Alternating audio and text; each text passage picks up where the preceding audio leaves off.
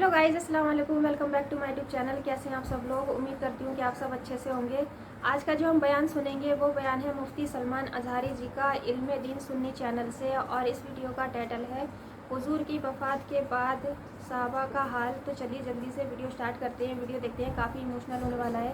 तो चलिए video start कर लेते हैं, बाकी बातें हम करते हैं वीडियो देखने के बाद।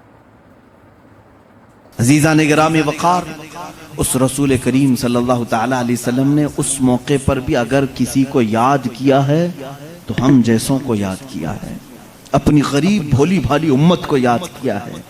उस नबी का अपनी उम्मत से जो लगाव है मेरे अजीज़ों, इसका बदला तुम पूरी ज़िंदगी भर सजदे करके भी नहीं अदा कर सकोगे।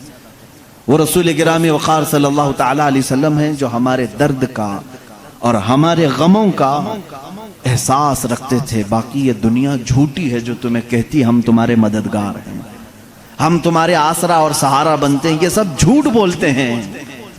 ए उम्मत के गयूर बंदो, नौजवानों, तुम्हारा आसरा, तुम्हारा सहारा, तुम्हारा मददगार हकीकत में कोई नहीं, सब दिखावे करते हैं।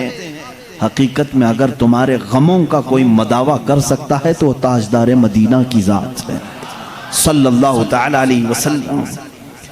मैं जो बात करने जा रहा हूँ वो ये है कि उम्मुल मोमिनीन आयशा सिद्दीक़ा रज़ियल्लाहु तआला अन्हा फरमाते हैं, इसी हालत में उनके जानों पर सर रख करके मेरे आका सल्लल्लाहु अलैहि वसल्लम लेटे थे। मलकुल मौत इज़राइल अलैहिस्सलाम ने आपकी रूह पाक को निहायत ही अदब व एहतराम के साथ निकाला और अपने रब्बे ज़ुल जलाल की बारगाह में लेकर चल पड़े। अल्लाह के हबीब सल्लल्लाहु तआला अलैहि वसल्लम पाकीज़गी की हालत में थे। रात का वक्त था अगरचे, लेकिन चेहरा उसी तरह चांद की तरह रोशन था। सबसे पहले हुजरे में दाखिल होने वाले सैयदना अबू बकर सिद्दीक़ रज़ियल्लाहु तआला अन्हु, हज़रत अबू बकर सिद्दीक़ रज़ियल्लाहु तआला अन्हु तशरीफ़ लाए। हुज़ूर सल्लल्लाहु तआला अलैहि वसल्लम को देखा, पेशानी मुबारका निहायत ही ठंडी थी। आपने मेरे आका सल्लल्लाहु अलैहि वसल्लम के माथे का बोसा लिया और कहा, ए अल्लाह के नबी, जो मौत आनी थी वो आ गई, अब इसके बाद मौत का दर्द दोबारा अल्लाह कभी आपको नहीं देगा, कभी दूसरी मौत आप पर नहीं आएगी। इसका मतलब ये है कि सिद्दीक़ अकबर का ये अकीदा था कि एक मौत के बाद मेरा नबी अब हमेशा के लिए जिंदा हो गया है। जो मौत आनी थी वो आ गई। अल्लाह के हबीब सल्लल्लाहु अलैहि वसल्लम उसके बाद बरज़खी जिंदगी में जिंदा हो चुके। अब जो मामला थे, ये पीर का दिन था, पीर का दिन गुजर कर रात आई थी। अब जैसे ही बाहर आकर के ऐलान हुआ, मस्जिद नबवी में सहाबा खचाखच भरे हुए थे। वो इसलिए नहीं कि मौत की खबर सुननी है, बल्कि हमा वक्त चेहरे रसूल की ज़ियारत के लिए बैठे रहते थे कि दरवाज़ा खुलेगा, पर्दा हटेगा, हम नबी मुकर्रम सल्लल्लाहु अलैहि वसल्लम के चेहरे को एक बार देखेंगे। वो सहाबा रात भर उस हुजरे की तरफ देखते रहते थे। सुबह की अजान हो जाती थी, सुबह से जो बैठते ज़ोहर तक पढ़ते हुए रहते थे कि चेहरा अनवर की ज़ियारत जिसको वो इबादत समझते थे।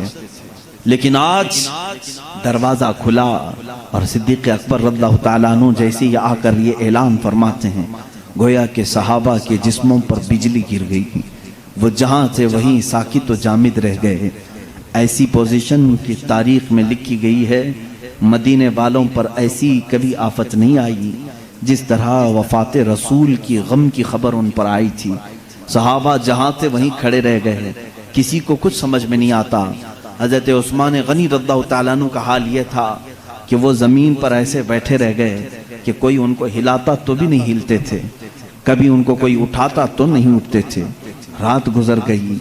सुबह के वक्त सैयदना उमर फारूक रज़ियल्लाहु तआला अन्हु का हाल तो ये था कि जैसे उनको खबर दी गई, वो अपनी तलवार निकाल करके मदीने में बाहर गलियों में इस तरह घूमते थे, जोश से आवाज़ें निकालते थे, खबरदार अगर किसी ने कह दिया मेरे नबी का इंतकाल हुआ है, मैं उसकी गर्दन मार दूंगा, मैं उसकी गर्दन उड़ा दूंगा।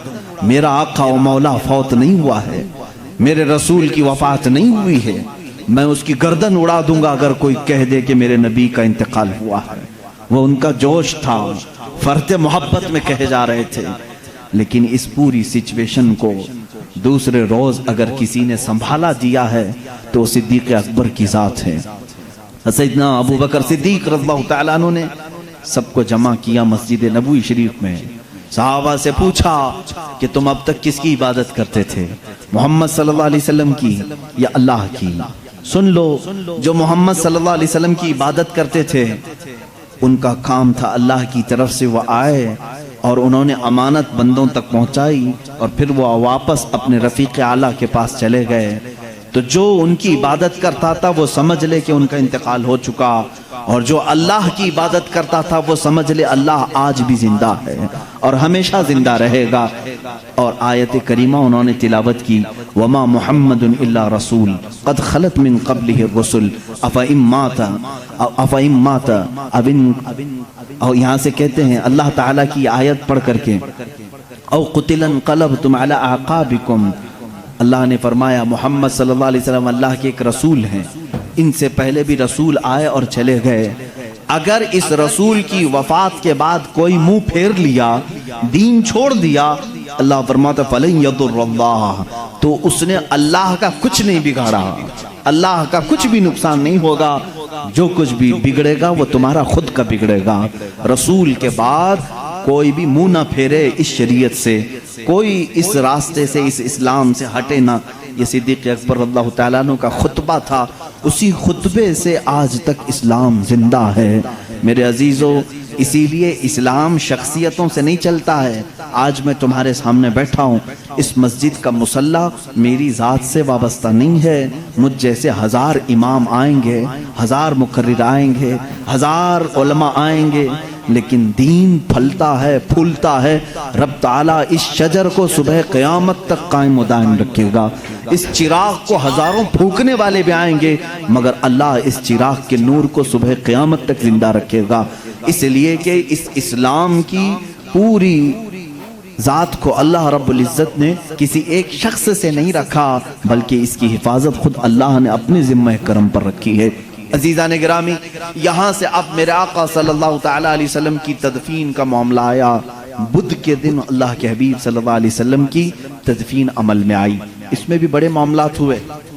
صحابہ کرام رضوان اللہ تعالیٰ علیہ مجمعین کے آپسی جو معاملات ہیں میں یہاں سے اب ذکر کرنا شروع کروں گا.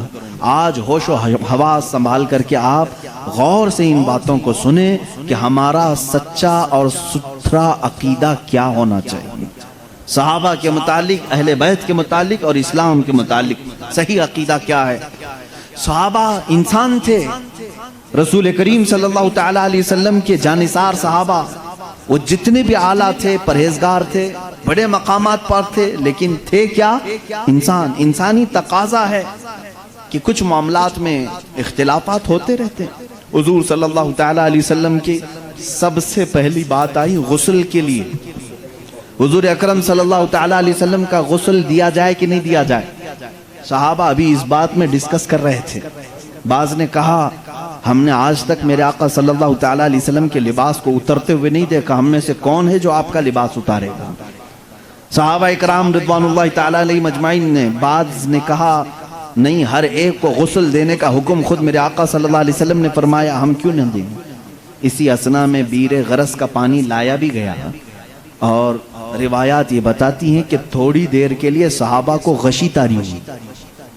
غشی کا مطلب سمجھتے ہیں کہ جیسے بے ہوشی آتی ہے یا جھانپ جس کو کہتے ہیں, نیند آنے سے پہلے جھٹکے لگتے ہیں. جو صحابہ حجرہ رسول میں تھے انہیں جھانپ لگی یا اونگ آئی, غشی طاری ہوئی تھوڑی دیر کے لیے, اور جیسے ہی ان کی آنکھیں کھلی انہوں نے دیکھا رسول کریم صلی اللہ تعالیٰ علیہ وسلم کو مکمل غسل دیا جا چکا تھا. یہ تاریخ میں کہیں نہیں ہے کہ کس نے غسل دیا ہے. اللہ کے حبیب صلی اللہ تعالیٰ علیہ وسلم غسل دے کر کے آرام فرما تھے. یہ منظر ہونے کے بعد صحابہ نے کہا آپس کا اختلاف ہی ختم ہو گیا, دفن کہاں کریں. دفن کے لیے صحابہ میں پھر باتیں آئی. بعض نے کہا ان کو اپنے آبائی وطن لے کر کے جاتے ہیں مکہ مکرمہ, اور وہ خانہ کعبہ ہے, وہاں پر میرے آقا صلی اللہ تعالیٰ علیہ وسلم کو دفن کیا جائے گا. تو بعض صحابہ نے کہا نہیں, حضور صلی اللہ علیہ وسلم کو بیت المقدس لے جاتے ہیں. بیت المقدس, مسجد اقصی, اس لیے کہ کثرت سے نبیوں کی قبریں وہیں پر ہیں. ایک روایت کے مطابق تقریباً 30,000 انبیاء اکرام بیت المقدس کے ارد گرد دفن ہیں۔ کہا انبیاء اکرام آپس میں بھائی ہیں، حضور صلی اللہ تعالیٰ علیہ وسلم کو ان کے بھائیوں کے ہاں دفن کرنے کے لیے ہم لے چلیں گے۔ 2 جماعتیں ہو گئی۔ تیسری جماعت صحابہ کی ایک یہ ہے جنہوں نے حدیث رسول ذکر کیا، وہ ان کے رائے تھی، ان کے مشورے تھے، لیکن ایک صحابی نے حضور صلی اللہ علیہ وسلم کی حدیث بیان کی۔ کہا میں نے میرے آقا صلی اللہ علیہ وسلم سے سنا ہے ہر نبی وہاں دفن ہوتا ہے جہاں اس کی روح قبض کی جاتی ہے۔ معاملہ ہی ختم ہو گیا، اختلاف ہی ختم ہو گیا۔ حضور صلی اللہ علیہ وسلم نے فرمایا ہر نبی کو اسی زمین پر دفن کیا جاتا ہے جس زمین میں ان کی روح قبض ہوئی۔ آخری وقت وہ کہاں لیٹے تھے؟ تو سب کا اتفاق ہو گیا وہ حجرہ عائشہ صدیقہ میں لیٹے ہوئے تھے۔ یہ آخری دن تھا میرے آقا صلی اللہ علیہ وسلم کا جس حجرے میں آپ آرام فرماتے، وہ سیدہ عائشہ صدیقہ کا حجرہ تھا۔ حضور صلی اللہ علیہ وسلم نے اپنی ساری بیویوں کے لیے ایک ایک حجرہ بنایا تھا، ایک ایک کمرہ۔ آخر زمانے میں حضور صلی اللہ علیہ وسلم حضرت عائشہ کے حجرے میں لیٹا کرتے تھے۔ حضرت عائشہ صدیقہ رضی اللہ تعالیٰ عنہا سے آپ کو کافی انسیت تھی، محبت تھی، اور ساری ازواج مطہرات نے اپنی باری ان کے لیے قربان بھی کر دی تھی۔ حضرت عائشہ صدیقہ رضی اللہ تعالیٰ عنہا کے ہاں حضور صلی اللہ علیہ وسلم خوشی محسوس کرتے تھے۔ تو آخری وقت آپ کہاں لیٹے تھے؟ حجرہ عائشہ میں۔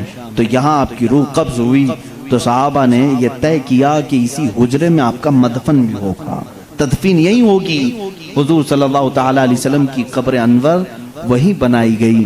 اب یہاں پر تدفین کے بعد آپ کو معلوم ہے یہ حجرہ یوں ہی نہیں کہ اتفاق سے ایسی ہی جگہ کھود دی گئی اور دفن کیا گیا، بلکہ یہ تو ازل سے لکھا ہوا ہے، ازل سے لکھا ہوا ہے۔ علماء اور محدثین نے فرمایا جو ٹکڑا میرے آقا صلی اللہ علیہ وسلم کے جسم ناز سے لگا ہوا ہے زمین کا، جہاں میرے آقا صلی اللہ علیہ وسلم کی قبر اطہر بنی ہے، اس کے متعلق فرمایا گیا وہ زمین کا اتنا حصہ عرش اعظم سے بھی افضل ہے، عرش اعظم سے بھی افضل ہے۔ اعلیٰ حضرت رضی اللہ تعالیٰ عنہ نے اپنے ایک شعر میں یوں فرمایا ہے کہ خم ہو گئی پشت فلک اس تانے زمین سے، یعنی آسمان اپنی بلندی کے بار بار دعوے کرتے رہتا ہے، آسمان میں بلند ہوں، مجھ میں چاند ہے، مجھ میں ستارے ہیں، مجھ میں سورج ہے، تو وہ زمین کو تانے دیتے رہتا تھا، آسمان بار بار تانے دیتا تھا، تو نیچے ہے میں اوپر ہوں، تو نیچے ہے میں اوپر ہوں۔